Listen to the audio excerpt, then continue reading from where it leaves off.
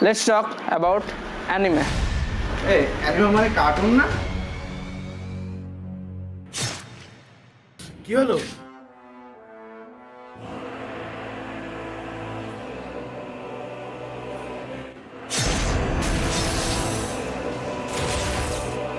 Anime is not cartoon.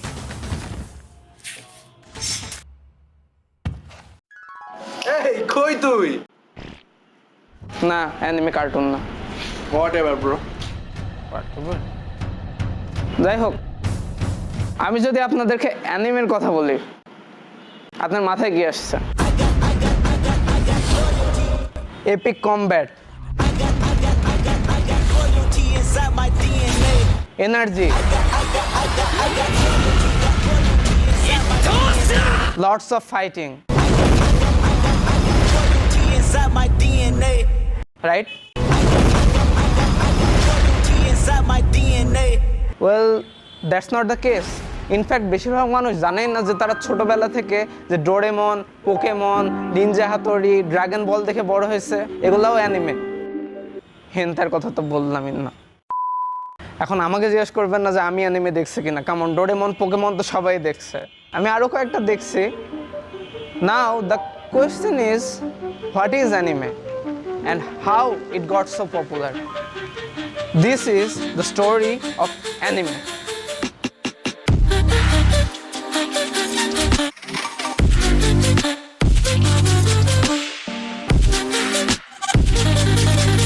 Okay, technically anime is animation in Japan. তাহলে what is the difference? অ্যানিমে আর কার্টুনের মধ্যে পার্থক্যটা কি? Anime is more focused on the story line, এগুলোর ক্যারেক্টার ডেভেলপমেন্টের উপর। যেখানে কার্টুনে আপনি মাঝখানে কোনো একটা এপিসোড যদি মিসও করেন, আপনার বুঝতে কোনো সমস্যা হবে না। অ্যানিমে ইজ ওয়েল ডিটেলড, এদের চোখগুলা বড় হয় এক্সপ্রেশন বোঝানোর জন্য, সেদিকে কার্টুনের অত ডিটেল থাকে না। আপনি অনেকগুলো কার্টুনে দেখবেন যে আঙ্গুলও 3টা দিয়ে রেখে দিচ্ছে। So yeah, anime is one kind of cartoon, but nope, আমি মানবো না। ইনফ্যাক্ট জাপানি শুধু একমাত্র অ্যানিমে প্রডিউস করে না, জাপান ছাড়া চীন ও কোরিয়া অ্যানিমে প্রডিউস করে। ইনফ্যাক্ট পৃথিবীতে যত ধরনের অ্যানিমেশন হয় তার 60% অ্যানিমে। তাহলে অ্যানিমে এত দূর কীভাবে আসলো? পৃথিবীতে প্রথম অ্যানিমে প্রকাশিত হয় সেই 100 বছর আগে 1917 সালে। অ্যানিমেটার নাম ছিল, কি নাম ছিল? নামাকুরা গানটা না, ধরতে গেলে তার আগেও একটা 3 সেকেন্ডের ক্লিপ আছে, বাট প্রথম অ্যানিমেশন এটাকেই ধরা হয়। তারপরে অ্যানিমেশন ধীরে ধীরে আগাচ্ছিল, মাঝখানে ভূমিকম্প, বিশ্বযুদ্ধ, এই কারণে অ্যানিমেশন ইন্ডাস্ট্রি অনেক ক্ষতিগ্রস্ত হয়েছিল। তারপরে 1945 সালে জাপান নেভির নির্দেশে প্রোপাগান্ডা ছড়ানোর জন্য প্রথম পূর্ণদৈর্ঘ্য অ্যানিমে সিনেমা রিলিজ পায়, যেটার নাম ছিল মোমোতারো সিক্রেট সেলর। এটা প্রোপাগান্ডা ছড়ানোর জন্য অনেক কুখ্যাত, but it is what it is, প্রথম অ্যানিমে মুভি। এরপরে সবচেয়ে উল্লেখযোগ্য নাম হচ্ছে ওসামু তেজুকা, যাকে গডফাদার অফ অ্যানিমে এবং ফাদার অফ মাঙ্গা বলা হয়। Well, what is manga? Manga is a special type of comic, যেগুলো মেনলি সাদা কালো ধরনের হয়। আমি এগুলো কেন বলছি, ইউল রিয়ালাইজ, ওয়েট এ মিনিট। তারপর অ্যাস্ট্রো বয় আসলো, যেটা মাইটি অ্যাটম মাঙ্গা থেকে নেওয়া, এবং এইটাই প্রথম আধা ঘন্টা ধরে চলমান সিরিজ, যেটা টিভিতে মুক্তি পায় এবং এটা জাপান এবং জাপানের বাইরেও একসাথে দেখানো হয়। কিন্তু আধা ঘন্টার এই অ্যানিমেশন তৈরি করা অনেক ব্যয়বহুল হয়ে যায়, তাই খরচ কমানোর জন্য কিছু টেকনিক ইউজ করা হয়, যেগুলো অ্যানিমেশনে এখনও ব্যবহার করে। যেমন একটা স্থির ফ্রেমের উপর একটা সচল ফ্রেম চালানো, তারপর একটা সচল ফ্রেমের উপরে একটা স্থির ফ্রেম রেখে দেওয়া। তারপরে আরেকটা জিনিস যেটা আপনাদের বোঝানোর জন্য দেখাতে হবে, এই যে সিনটা দেখতে পাচ্ছেন, এই সিনটায় সব মোশন ব্লার, ভিজুয়াল এফেক্টসগুলো থামাই দেয়। তাহলে দেখবেন যে মেন সাবজেক্টটা কিন্তু থেমে আসছে। এরপরে জায়গানটা আসলো নতুন এক ধরনের সাবজনরা নিয়ে, যেগুলোকে মেকা বলে। মেকা হচ্ছে মেনলি রোবট নিয়ে তৈরি অ্যানিমেশনগুলো। এরই ধারাবাহিকতায় চলতে আসে মেজিঙ্গার জি, যেটা প্যাসিফিক রিমের মতো সিনেমা তৈরির পিছনে মূল ইন্সপিরেশন, এবং এরই ধারাবাহিকতায় আসে গান্ডাম। এরপরে 1969 সালে আছে সাজে শান নামের একটা অ্যানিমেশন, যেটা তখন শুরু হয়ে এখনও চলছে। মানে are you nuts, more than 7000 episode, the longest running anime of all time. তারপরে ভিএইচএস এর প্রচলনের সাথে সাথে অ্যানিমেরও পপুলারিটি একটু একটু বাড়তে থাকে, কিন্তু অ্যানিমের পপুলারিটি এত দূর আসার পিছনে একটা বড় হাত ছিল কিছু টিভি চ্যানেলের। এবং তারপরে কি হলো জানেন? ড্রাগন বল, যেটা ঠিক ধরেছেন আসছে মাঙ্গা থেকে। ইনফ্যাক্ট বেশিরভাগ অ্যানিমে মাঙ্গা থেকে উৎপত্তি হয়েছে। এই শোগুলো TV channels like cartoon network তাদের স্ক্রিনে দেখানো শুরু করে। In fact it was ruling all over the world. Dragon বলের ফ্যানবেজ এখনও অনেক স্ট্রং। আর এই ড্রাগন বলই আরও অনেক টিভি চ্যানেলে অ্যানিমের আসার পথ আরও সহজ করে দেয়। তারপরে আকিরা নামের একটা অ্যানিমে রিলিজ পাই, যেটার বাজেট ছিল $10 মিলিয়ন। এবং এইটার জন্যেই অ্যানিমেটররা 8-10 ফ্রেম পার সেকেন্ড থেকে 24 ফ্রেম পার সেকেন্ডে শিফট করতে পারে। এবং এই মুভিটা ফিউচারে অ্যানিমের বাজেট বাড়াতে আরও অনেক হাত রাখে। তারপরে আসে গোস্ট ইন দ্য শেল, যেটা একই সাথে জাপান, ব্রিটেন ও ইউএসএতে একসাথে রিলিজ পায়। ওয়েট, আমার কেন জানি মনে হচ্ছে আমি এটা দেখছি। ও হ্যাঁ, পরে এটা নিয়ে হলিউডে আরেকটা মুভি বানানো হয়েছে, যেটা স্টার স্কারলেট জোহানসন, জাপানিজ ক্যারেক্টারে স্কারলেট জোহান। নাইস। তারপরে পোকেমন অনেক ইউনিক ছিল। এতক্ষণ অবধি যতগুলোর নাম বললাম এর মধ্যে পোকেমনই হয়তো যেটা মাঙ্গা থেকে না এসেছিল কার্ড গেম থেকে।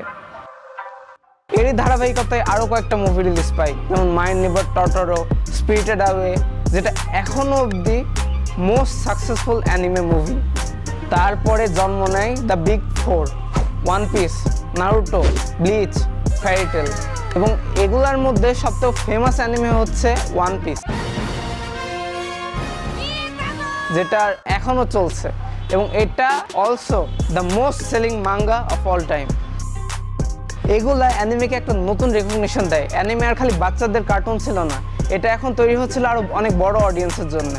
এরপরে ডেথ নোট, এমন আরও অনেক অসাধারণ অ্যানিমে মুক্তি পায়, কিন্তু তাও অ্যানিমের অতটা গ্রোথ হচ্ছিল না। এর কারণ lack of accessibility.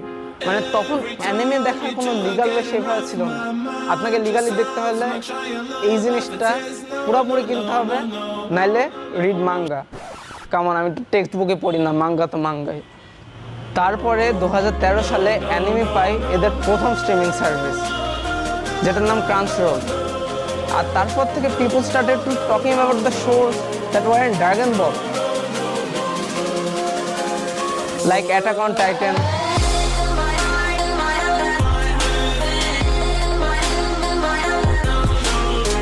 Naruto,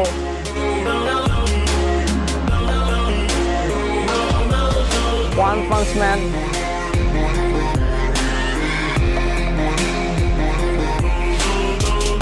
my Hero Academia. Then the journey started to blow up. পুরাতন অ্যানিমেগুলো ভালোবাসা পাচ্ছিল, বিভিন্ন কোম্পানি তাদেরকে নিয়ে game বানাচ্ছিল, like Pokemon go.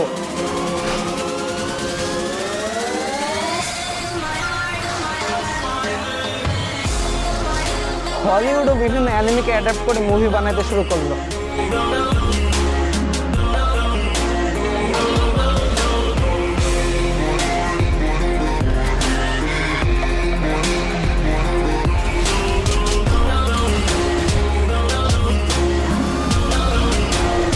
And suddenly, anime was not a subgenre anymore.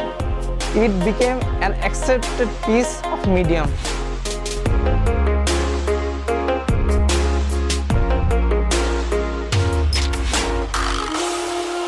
তারপরে একটা অ্যানিমে এসে ঝড় তুলে দিল।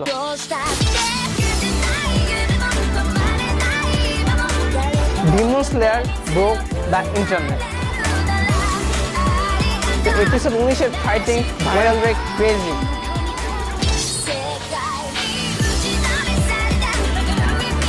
যারা কখনো অ্যানিমে দেখেও নাই তারাও এর কোনো না কোনো একটা গ্লিম্পস দেখছিল।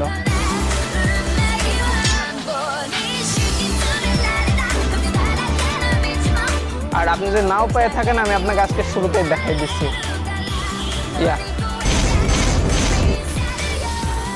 That's how anime goat where it is. কিন্তু এটা ভক্তদের মনে এত গভীর দাগ কীভাবে টানতে পারে? অ্যানিমে তৈরির মেন উদ্দেশ্য থাকে ক্যারেক্টার ডেভেলপমেন্ট। অ্যানিমেতে এর ক্যারেক্টারগুলোর সাথে আমাদের এমনভাবে অ্যাটাচ করা সম্ভব যেটার কোনো জায়গায় যায় না। হয়তো তারা পারে না, ক্যারেক্টারগুলো আমাদের সাথে সাথেই বড় হয় এবং এমন একটা সম্পর্ক তৈরি হয় আমরা যেন তাদেরকে ফিল করতে পারি। এই ক্যারেক্টারগুলো আমাদের সামনে চড়াই উতরে পার করে এবং we became emotionally attached to them. তাছাড়াও anime story was kind of dope মানে এবং এটার সাথে সাথে লজিকগুলো ভালো। আমি কি অতিরিক্ত বলে ফেলবো যদি আমি বলি যে আমি ডোরেমন দেখে বিজ্ঞানের এমন এমন জিনিস শিখছি যেটা আমি এখনো স্কুলেও শিখি নাই। Yeah that is said it. Doraemon আমার সায়েন্স ফিকশনে আগ্রহের পিছনে অনেক বড় একটা কারণ। But that doesn't mean anime is perfect. No, অ্যানিমের অনেক ফ্ল আছে, like Dragon Ball, One Punch Man, way over power.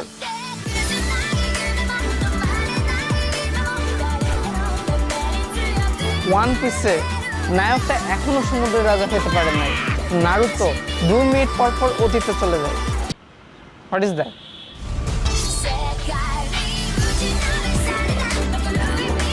But still, anime is a cool piece of shit, and who knows what it holds in future.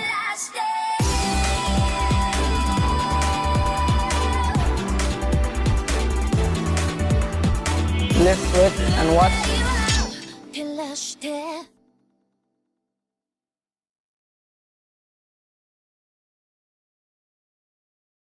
So,